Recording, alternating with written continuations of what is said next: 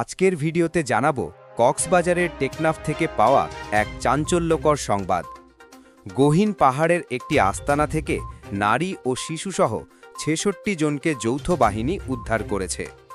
তারা কারা, কেন তাদের বন্দী করা হয়েছিল, আর পাচারের নেপথ্যে কারা জড়িত, পুরো বিষয়টি বিস্তারিত জানাবো এই ভিডিওতে। তাই ভিডিওটি শেষ পর্যন্ত অবশ্যই দেখুন, আর লাইক, কমেন্ট এবং সাবস্ক্রাইব করতে ভুলবেন না। বৃহস্পতিবার ১৮ সেপ্টেম্বর সন্ধে ৬টা থেকে রাত ১১টা পর্যন্ত টানা কয়েক ঘণ্টার অভিযানে কক্সবাজারের টেকনাফের বাহারছড়া ইউনিয়নের কচ্ছুপিয়া এলাকার গহীন পাহাড় থেকে উদ্ধার করা হয় নারী ও শিশুসহ মোট ৬৬ জনকে। উদ্ধারকৃতদের মধ্যে রয়েছেন পুরুষ ২২ জন, নারী ২৩ জন, শিশু ২১ জন। তাদের মধ্যে অনেকেই রোহিঙ্গা ও বাংলাদেশি নাগরিক। কোস্টগার্ড জানিয়েছে, পাচারের উদ্দেশ্যে দীর্ঘদিন ধরে এই মানুষগুলোকে বন্দী করে রাখা হয়েছিল। কোস্টগার্ড সূত্র জানায়, বাংলাদেশ নৌবাহিনী ও কোস্টগার্ডের যৌথ অভিযানে এই মানুষগুলোকে নিরাপদে উদ্ধার করা সম্ভব হয়েছে।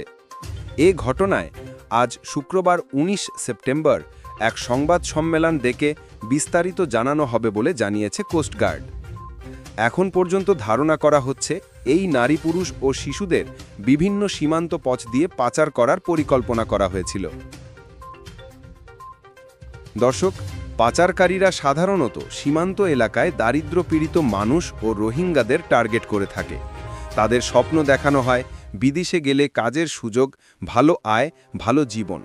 কিন্তু বাস্তবে তাদের অন্ধকার জগতে ঠেলে দেওয়া হয়, যেখানে থাকে অমানবিক নির্যাতন, শোষণ ও মৃত্যু ঝুঁকি।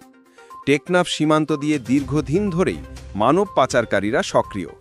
এবারও সেই একই চক্রের সাথে এই ঘটনার যোগসূত্র রয়েছে বলে ধারণা করছে স্থানীয়রা। এমন উদ্ধার অভিযান একদিকে যেমন স্বস্তির খবর, অন্যদিকে প্রশ্ন তুলছে, কবে থামবে এই মানব পাচারের ভয়ঙ্কর ব্যবসা? দর্শক, আপনারা কি মনে করেন, মানব পাচার রোধে কী ধরনের পদক্ষেপ নেওয়া উচিত? প্রশাসনের আরও কঠোর ব্যবস্থা কি জরুরি নয়?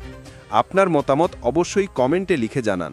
আর সবাইকে সচেতন করতে ভিডিওটি শেয়ার করুন। আমাদের অনুপ্রেরণা বাড়াতে লাইক দিন, আর সর্বশেষ খবর পেতে সাবস্ক্রাইব করুন।